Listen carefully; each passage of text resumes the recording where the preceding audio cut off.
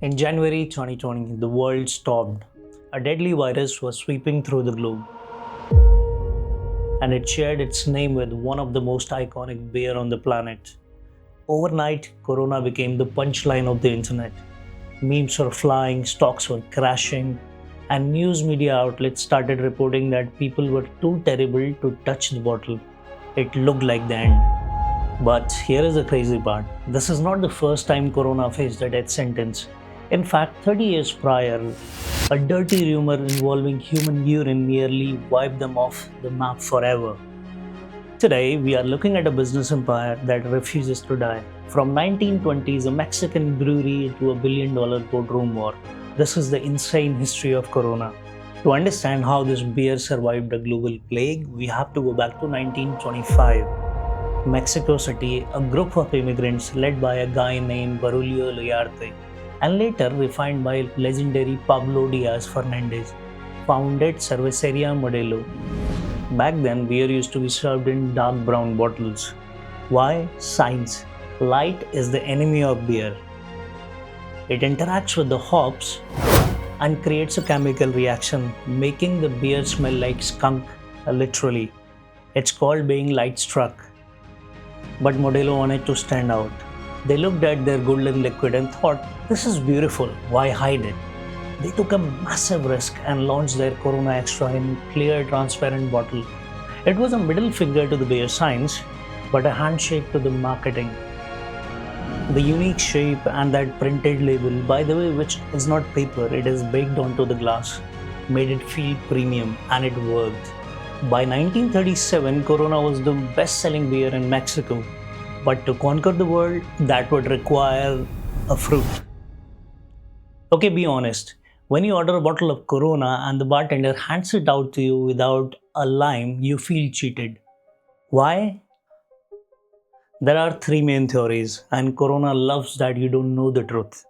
Theory number one. In open-air Mexican cantinas, flies love that sweet beer. That lime wedge is a literal cap to keep the bugs out. Theory 2. The old metal cap used to leave a rust ring on the bottle. That lime juice used to wipe it off before you take a sip. Theory 3. And this is the most likely one. Remember those clear bottles? It let the UV light in and resulting in skunking the beer. The citric acid and lime juice mask that off flavor. But it doesn't matter why it started. What matters is the marketing geniuses weaponized it. In the late 70s and 80s, when Corona entered the US market, they weren't just selling the beer, they were selling a ritual. This led to Find Your Beach campaign. Notice something about their ads? They rarely show people's faces. It is usually just feet in the sand or a view of the ocean. They were selling you a mindset. You aren't just drinking a lager, you are buying a 15 minutes vacation for $6. By the mid-80s, Corona was exploding in America. It was number 2 in imports, breathing down Heineken's neck. And this is exactly when things got dirty. 1987, Corona is unstoppable until suddenly sales in US plummeted by 80% in some regions. Stores started dumping stocks. But why?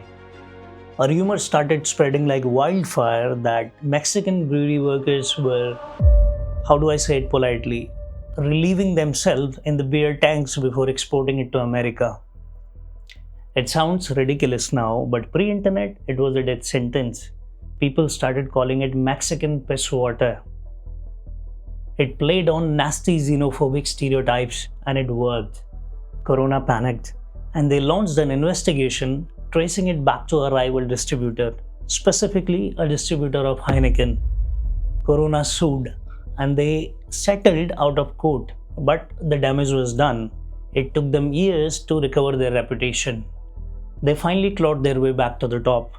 By 2019, they were the king of imports, and then 2020 happened. The coronavirus. The jokes wrote themselves.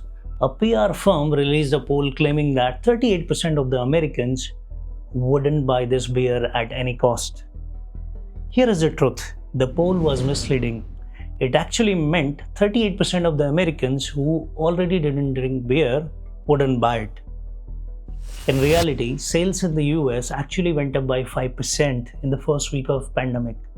But wait, why did the stock crash? Because of a confusing corporate split. See, in the US, Corona is owned by Constellation brands, and everywhere else it is owned by the massive giant InBev. In 2020, the Mexican government shut down all the non-essential businesses. The breweries stopped running. This is why they lost money. They literally ran out of beer to sell. So it wasn't the name, it was the supply chain. So what did we learn? Corona survived a branding nightmare in 80s by a corporate sabotage. Corona survived another branding nightmare in 2020 by a global plague. Why? Because they built a brand that is stronger than the logic. When you hold the bottle, you are not thinking about rumors or plague. You are thinking about the beach. And frankly, we all need a vacation. If you like this deep dive into the business of the booze, stay tuned on this channel to find out more about other alcoholic brands.